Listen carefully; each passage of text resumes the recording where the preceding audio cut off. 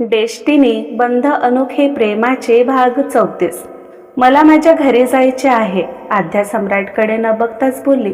सम्राट रागाने तिला बघत होता. रघुने रिअल व्ह्यू मिररमधून सम्राटला पाहिले तसे सम्राटने होकारात मान हलवली.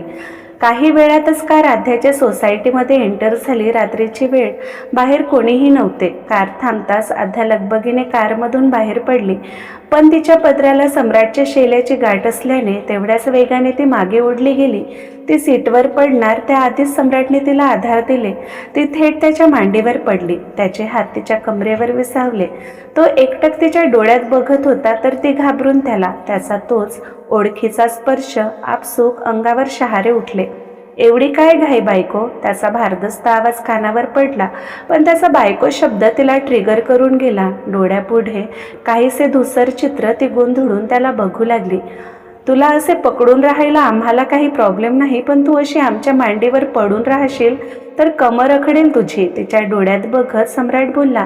तशी भानावर येत आद्या गडबडीने त्याच्या दूर होऊ लागली. एक मिनिट बायको. त्याने त्याच्या गळ्याभोवती असलेला दुपट्टा तिच्या हातात दिले. तशी आद्या दुपट्टा हातात पकडून घाईने लिफ्टच्या दिशेने निघाली. तिला असे पळत जाताना पाहून सम्राटने रागात मोठे आवडल्या. भारती लगबगीने कारमधून उतरून आद्याच्या मागे गेली. दरवाजा उघडताच आद्याने तिची रूम गाठली. दरवाजा लावून घेत ती वाढलेले श्वास कंट्रोल करू लागली.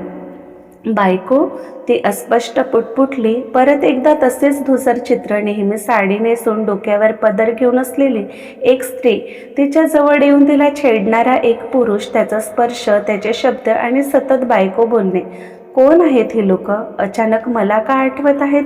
कपडेही वेगळे दिसतात, पण चेहरे का दिसत नाही? मेन म्हणजे त्यांचा माझ्याशी काय संबंध? मी तर अशा कुठल्याच व्यक्तींना ओळखत नाही. विचार करतच आद्या मिरर समोर उभी झाली. तिच्या नव्या नवरीचे रूप ती भारावून बघू लागली. कपाडावर टिकली, भांगेत कुंकू, अंगावर दागिने, गळ्यात फुलांची माळ. तिचे डोळे भरून आले. तिने गळ्यातील माळ काढून ठेवली. किती सोपं असतं ना काही लोकांना जबरदस्ती एखाद्याच्या जीवनाचा भाग होणे. सम्राटला मी पसंत म्हणून त्यांनी जबरदस्ती लग्न केले तर काकू? विचार करतच आद्या खाली जमिनीवर बेडला टेकून बसली. डोळ्यापुढे रात्रीचे चित्र, काकूचे शब्द अजूनही तिच्या हृदयावर वार करत होते.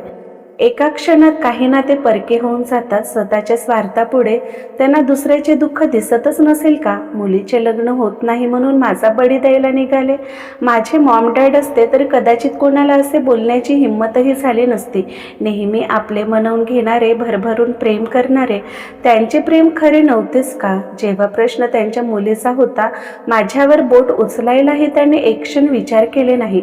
बोलतच आद्या रडायला लागली. फ्लॅशबॅक. आजोबा, आजी, काका, काकू, अभय, आद्या एका रूममध्ये होते. काय डिमांड आहे त्यांची? अभयचा प्रश्न. आणि सगळे शांत झाले. तर अभय आद्या गोंधळून सगळ्यांना बघत होते. आकाशचा मोठा भाऊ अक्षयला आद्या आवडले. त्यांना आद्याशी लग्न करायचे आहे. काकू मान खाली घालून बोलल्या. काय? अभय आद्या शॉक होत एकाच वेळी मोठ्याने ओरडले.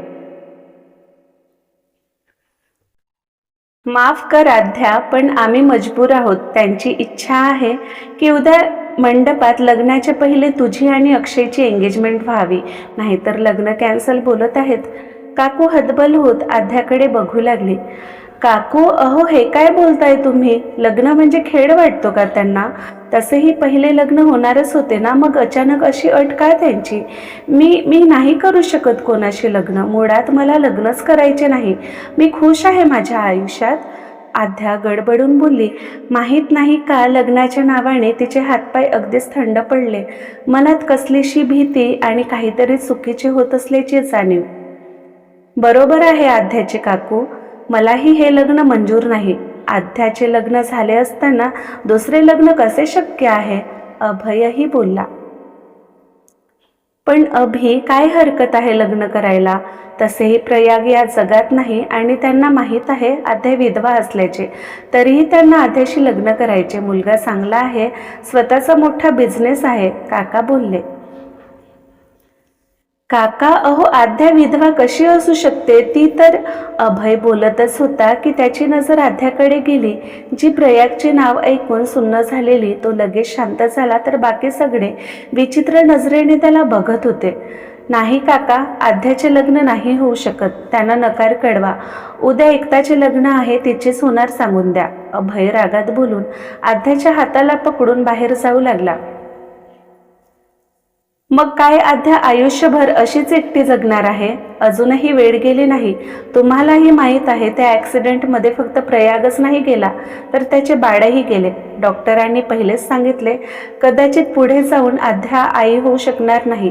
ह्या सगळ्या गोष्टी आम्ही आकाशच्या घरच्यांना सांगितले, तरीही त्यांना काही प्रॉब्लेम नाही. याने आद्याचे आयुष्यही सुखात जाईल आणि आमच्या एकताच्या लग्नातही काही विघ्न येणार नाही. अचानक काकूचा कठोर स्वर दोघांच्या कानावर पडला. तसे अभय आद्या जागीच थबकले. अभय तर नाराजीत काकूला बघू लागला, पण आद्या ती तर अगदी शॉक झालेली. आई, बाबा, प्रयाग आणि तिचे बाळ एकाच वेळी तिने गमावले होते. कशी तरी ती त्यातून वाचली. आज तेच सत्य परत एकदा काकूच्या तोंडून ऐकून आद्याच्या नजरेपुढे तो प्रसंग तरळून गेला. देवदर्शन करून परत येत होते सगळे. आई, बाबा, प्रयाग खूप खुश होते. प्रयागचा एक हात तर तिच्या पोटावरच होता. मध्येच आद्याचे हात पकडून त्यावर किस करायचा, वारंवार धन्यवाद बोलायचा. जगातील सगळ्यात खुश व्यक्ती होता तो त्यावेळी. पण अचानक एका ट्रकच्या रूपात काळ आला आणि सगळं विस्कळीत झाले. शेवटच्या क्षणीही त्याचा हात आद्याच्या पोटावर होता, जणू बाळाला प्रोटेक्ट करत असावा. त्याही अवस्थेत त्याचे तिच्या कपाळावर विसावलेले ओठ आणि क्षणात त्याने घेतलेला शेवटचा श्वास सगळं आठवून आद्याला गुदमरू लागले. ती श्वास घ्यायला तडपत होती. डोकं जड झाले. प्रयाग स्पष्ट बोलून क्षणात ती बेशुद्ध झाली. जाग आली ती दुसऱ्या दिवशी सकाळी. अभय, भारती, आभा काळजीने तिच्या शेजारी बसून होते. तेव्हाच काकू आत आल्या. आता कसं वाटतंय? काकूने काळजीने विचारले. त्यांना बघताच परत एकदा त्यांचे शब्द तिच्या कानात घुमले. मग काय विचार केले साध्या? तिला शांत बघून काकूने विचारले. आद्याने डोळे पुसत होकारात मान हलवली. थँक्यू बाळा. मी लगेच मुलाकडच्यांना कळवून येते. तयारीही करावी लागेल ना. खुश होत काकू बाहेर निघून गेल्या. तू वेडी आहेस का आद्या? तू लग्नाला होकार दिलेस? त्या काय बोलल्या आठवते ना तुला? अभय आद्यावर चिडलास. खूप चिडचिड होऊ लागली त्याची. अस्वस्थ झालेला तो तिचे निर्णय ऐकून. काकू काहीच चुकीचे बोलले नाही भाई. मी माझ्या प्रयाग बाळाला तर गमावून बसले, पण माझ्यामुळे एकतादीचे आयुष्य सुखकर होत असेल तर काय हरकत आहे? तशीही प्रयागच्या आठवणीत रोज मरतच जगत आहे. निदान माझे आयुष्य कोणाच्या तरी कामात येत आहे, यातच मी खुश आहे. आद्या निर्विकार चेहरा ठेवून बोलली. अगं पण तो सम्राट तुझी वाट बघत आहे, हे कळत नाही काय? अभय वैतागून बोलला. भाई, तुझीच इच्छा आहे ना मी लग्न करावे, मग तेच करत आहे ना. आणि राहिली गोष्ट त्यांची, तर मी अजूनही त्यांना होकार दिला नाही. त्यांना दुसरी एखादी चांगली मुलगी मिळून जाईल आणि माझ्यासारख्या मुलीने त्यांच्याशी लग्न करणे योग्य नव्हे. आणि यांना माझे सत्य माहीत आहे, मग काय प्रॉब्लेम आहे? बोलून आद्या फ्रेश व्हायला निघून गेली. अभय, भारतीने त्याच्या शोल्डरवर हात ठेवले. ही कोणती जिद्द आहे हिची भारती? तो सम्राट वेडा आहे हिच्यासाठी. रोज तडमडतो तिला भेटायला. 1.5 वर्षे तो कसा दूर राहिला त्यालाच माहिती. आणि ही लग्नाला तयार झाली तर त्या अक्षय सोबत? कसे सांगू हिला तुझे लग्न झाले आहे, तू विधवा नाही, सम्राटची सुहासिनी आहेस? अभय अगतिक होत बोलला. सम्राट दादाला कॉल करून बघ ना, तेच काहीतरी करू शकतात. भारती बोलली. ते तर करणारच आहे, पण भीती वाटते त्याची. तो कसा रिॲक्ट करेल माहीत नाही. विचार करतच त्याने सम्राटला कॉल केले आणि तो हातातील सगळे काम बाजूला सारून पळतच तिथे आला. Flashback end. सम्राट कारला टेकून हाताची घडी घालून उभा आद्याच्या रूमकडे बघत होता. अभय त्याच्या शेजारी उभा झाला. तू मला हे काल का नाही सांगितलेस? मी वेळेवर तिथे पोहोचलो नसतो तर माहीत आहे ना काय झाले असते. तुझी ती वेडी बहीण लग्न करायला निघाली, तेही त्यात संपू अक्षयशी. काय म्हणून तिने होकार दिले? सम्राट त्याच्याकडे न बघताच थंड स्वरात बोलला. सॉरी सम्राट, काल अचानक आध्याची तब्येत खराब झाली, या सगळ्या तुला कळवायचे राहून गेले, अभय बोलला. सम्राट, मला महत्वाचे काहीतरी तुला सांगायचं आहे, अभय जरा कचरत बोलला. सम्राटने फक्त त्याच्याकडे नजर वळवली. ॲक्सिडेंटमध्ये आध्याने तिचे बाळ गमावले, तुला माहीतच आहे, अभय दूरवर बघत बोलला.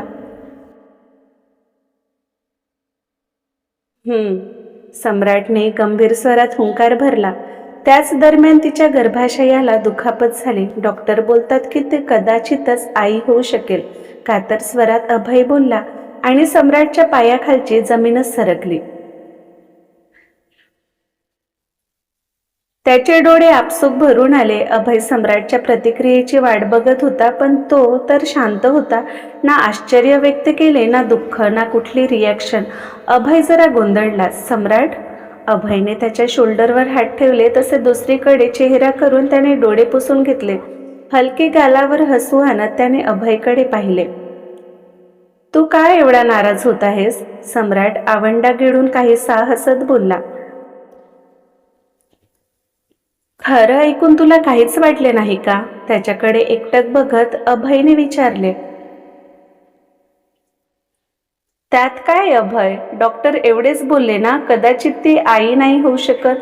असे तर नाही बोलले की ती कधीच आई नाही होणार, आणि आई नाही झाली तरी आम्हाला काही प्रॉब्लेम नाही, बाळ कसेही होईल. पण आध्या ती एकच आहे जी आमची आहे, आणि ती जशी आहे आम्हाला हवी आहे. आम्ही प्रेम करतो तिच्यावर, तिच्यात काही कमी म्हणून आम्ही तिला दूर करणार नाही. तुला माहीत आहे ना अभय, जगात असे कितीतरी कपल आहेत जे आईबाबा होऊ शकत नाही.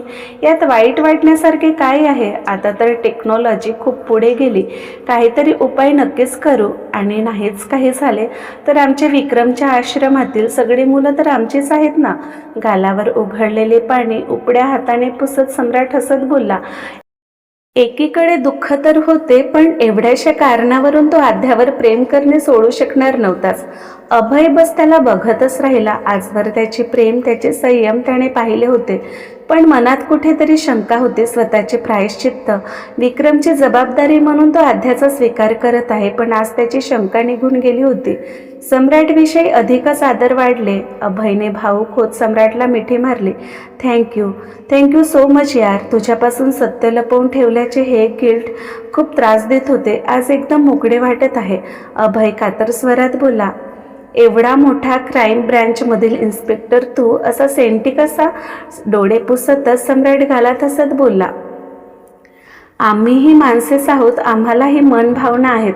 क्राईम ब्रँच असो की काही, ते ड्युटी आहे, ड्युटीमध्ये कठोर व्हावं लागते, पण म्हणून परिवाराप्रतीही आम्ही भावनाशून्य आहोत असे नाही, अभय त्याच्या दूर होत बोलला.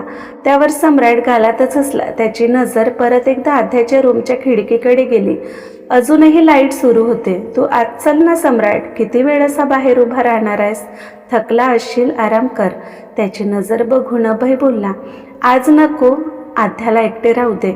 उद्या सकाळी येतो नाश्त्याच्या वेळी. खूप दिवस झाले आमच्या बायकोच्या हातचे काही खाऊन, सम्राट हसत बोलला. ओके, अभय बोलला. तसे सम्राट कारमध्ये बसून त्याच्या बंगलोच्या दिशेने निघाला, तर अभय काही वेळ तिथेच उभा राहिला. सहज नजर त्याची आकाशात गेली. उगच एक प्रखर असलेला स्टार त्याच्याकडे बघून हसतोय भास होऊ लागले. तुम्ही फक्त दोन वेगवेगळ्या नावाची व्यक्ती आहात विक्रम, पण आत्मा एकच, विचार दोघांचेही सारखेच. एवढंच की तुला लगेच रिॲक्ट व्हायला जमायचे, तर सम्राट तुझ्या अपोजिट मनात कुडत बसतो, अभय बोलला. लगेच डोळे पुसून तो त्याच्या फ्लॅटच्या दिशेने निघून गेला. आध्याला सकाळी उशिरात जाग आली. तिने डोळे उघडले तर ती खाली लादीवरच झोपली होती. अंगावर लग्नाचा लेहंगा. ती दचकून उठून बसली. डोकं दुखत होते. दोन्ही हात डोक्यावर ठेवून ती हलके दाब देऊ लागली. डोळे विनाकारण भरून आले. त्रास होत होते, पण कशाचे तिलाही कळले नाही. दारावर नॉक करण्याचा आवाज आला. तसे तिने स्वतःला सावरत दरवाजा उघडले, तर दारात भारती उभी होती, तिला एकटक बघत. बरं वाटत नाही आहे का बाळा? तिचा उतरलेला चेहरा बघून भारतीने काळजीने विचारले. तशी आध्या लगेच तिच्या मिठीत शिरली. काय झाले आध्या? सांग, कुठे दुखतोय का? खूप त्रास होत आहे का? पॅनिक होत भारतीने विचारले. खूप त्रास होतोय भाभी. जेव्हा लोक आपल्या मजबुरीचा फायदा घेतात स्वतःचे स्वार्थ बघतात. आध्या रडतच बोलली. काही गोष्टी मजबुरीने का असे ना चांगल्या घडतात. बघ ना, माझी लाडकी आध्या लग्नाला नकार द्यायची आणि आज बघ ती माझ्या समोर नववधूच्या वेशात आहे. तुला या रूपात बघून मला खूप आनंद होत आहे. भारती हसतच बोलली. यात काय चांगले झाले भाभी? त्या सनकीने जबरदस्ती माझ्याशी लग्न केले. आध्या गाल फुगवून बोलली. अच्छा, मग तुला तो चंपू अक्षय आवडला होता का? आध्याला चिडवत भारती हसतच बोलली. तसे आध्याने चिडून तिला पाहिले. नाराजी सोड बाळा. मान्य, सम्राट दादाने जबरदस्ती लग्न केलेही असेल, पण कोणावर दबाव टाकून नाही तर साऱ्या लोकांसमोर हक्काने तुझा स्वीकार केला. असा व्यक्ती मिळायला भाग्य लागते. आणि राहिली गोष्ट अक्षयची, तर आपल्याला त्याच्याविषयी काही माहीत नाही. तुझ्याविषयी सगळं माहीत असूनही त्यांना काही प्रॉब्लेम नव्हते. बस तुझ्याशी लग्न करायची अट आणि जिद्द. नेमका काय उद्देश होता या लग्नामागे ते त्यांनाच माहिती. त्यांच्यापेक्षा सम्राट दादा चांगले. तुझे भाई ओळखतात त्यांना, खूप चांगले आहेत ते. भारती आध्याला समजावत बोलली. सकाळी सकाळी कोणाचे गुणगान गातेस भाभी? मला नाही ऐकायचे काही त्यांच्याविषयी. मी फ्रेश होऊन आलेच बाहेर. तोंड वाकडं करत आध्या बोलली. भारती हसतच निघून गेली तर आध्याने दरवाजा लावून घेतला. उगाच सम्राटचे नाव ऐकून हृदयाची धडधड वाढली होती. त्याला चॅलेंज करून आलेली ती त्याचा स्वीकार करणार नाही. पण हे काय? तिचा त्याच्याविषयीचा रागही मावळला होता, तर उगाच हृदयात कसलीशी हालचाल होऊ लागली. गालावर हलके गुलाबी रंग पसरले. ती मिररमध्ये स्वतःला बघू लागली. कसे खुलून आले होते तिचे रूप. सहजच नजर तिच्या गळ्यात गेली. साधीशी हार्ट पेंडेंट चैन, SA अक्षर कोरलेले. तिने आश्चर्याने निरखून बघितले तर स्पष्ट उमटून दिसत होती ती अक्षरं. SA. एस म्हणजे सम्राट. मग हे ए कोणाचे असेल? त्यांचे सरनेम तर मोहिते पाटील. त्याचे एम नाही तर P अल्फाबेट असते. मग A फॉर आध्या. पण कसं शक्य आहे? मी तर आता त्यांच्या आयुष्यात आले, पण ही चेन तर माहीत नाही कधीपासून त्यांच्या गळ्यात होती. मग ए कोणाचे असेल? त्यांची कोणी गर्लफ्रेंड असेल का? कपाडावरच्या गडद झालेल्या आठ्या आणि डोळ्यात लटका राग नाक मुरडत ती आवरायला निघून गेली. मी कशाला रेषात पाहू का? मी कशाला बंधनात राहू का? मीच माझ्या रूपाची राणी ग. आध्या कधी नव्हे ते गाणं गुणगुणत ड्रेसिंग समोर उभी तिचे ओले केस टॉवेलने पुसत होती. मग आरशात बघायची गरजच काय? आमच्या डोळ्यात बघ, तुला कळेल. तू तुझ्या रूपाचीच नाही तर आमच्या हृदयाचीही राणी आहेस. हाताची घडी घालून दाराला टेकून उभ्या असलेल्या सम्राटची नजर तिच्यावरच खिळली होती. त्याचा आवाज ऐकताच आध्या घाबरून त्याला बघू लागली. तुम्ही इथे काय करताय? तुम्हाला काही मॅनर्स नाही आहेत का? एखाद्या मुलीच्या रूममध्ये नॉक करून यायचे असते. त्याच्याकडे बघत चिडून आध्या बोलली. मॅनर्स तर खूप आहेत, पण आमच्या बायकोच्या रूममध्ये यायला आम्हाला कोणाच्या परवानगीची गरज नाही. हळूवार तिच्या दिशेने पाय टाकत सम्राट गालात खटाड हसत बोलला. तो तिच्या पुढ्यात उभा एकटक तिला बघत होता, डोळ्यात खूप सारे प्रेम. आध्या बावरून इकडे तिकडे बघू लागली. सम्राटने हळूच तिच्या ओल्या केसात हात घातले. नुकतेच शॉवर घेतल्याने तिच्या थंड मानेवर त्याच्या हाताचा उबदार स्पर्श होताच आध्या नक्षीकांत शहारली. काय करताय? दूर व्हा. आध्या अडखडत बोलली. पण तो ऐकणार थोडीच होता. तो हळूवार तिच्याकडे झुकू लागला. तसे तिने डोळे गच्च मिटून घेतले. हात तिच्या कुर्तीवर घट्ट झाली. त्याचे उष्ण श्वास तिच्या मानेवर जाणवले. त्यासोबत त्याच्या ओठाचा ओलसर स्पर्श तिच्या गळ्यावर. आध्या पुतळा बनून उभी राहिली. काही रिॲक्ट करायचीही ती विसरून गेली. आध्या काय झाले? तू अशी स्टॅच्यू सारखी का उभी आहेस? भारतीने तिला गदागदा हलवले. तेव्हा कुठे मॅडम भानावर आल्या. ती गोंधळून इकडे तिकडे बघू लागली. सम्राट तिला कुठेही दिसला नाही. अगं झाले तरी काय? अशी गोंधळलेली का दिसतेस? भारती आश्चर्याने बोलली. काही नाही भाभी, स्वतःला सावरत आध्या बोलली. बरं आवरून बाहेर ये. कमाल आहे या मुलीची, दिवसाढवळ्या स्वप्न बघते. खुदकण घालत हसत भारती बोलत बाहेर निघून गेली. तर आद्या अजूनही भिरभिरत्या नजरेने सम्राटला शोधू लागली. असे नाही होऊ शकत. ते ते आले होते इथेच माझ्याजवळ. इथे त्यांचा स्पर्श अजूनही जाणवतो मला. बडबडत तिने गळ्यावर हात ठेवले तसे तिची धडधड अधिकच वाढली. शी बाबा, हे काय होत आहे मला? मी लगेच त्यांचे स्वप्न कसे बघू शकते? मला नाही करायचं त्यांचा विचार. स्वतःवरच चिडून आद्या तिची आवरू लागली. पण नजरच तिच्याही नकळत मिररमधून त्याला शोधत होती. क्रमशः. तर आजचा भाग कसा वाटला कमेंटमध्ये नक्की सांगा. लवकरच भेटू पुढील भागात. नमस्कार.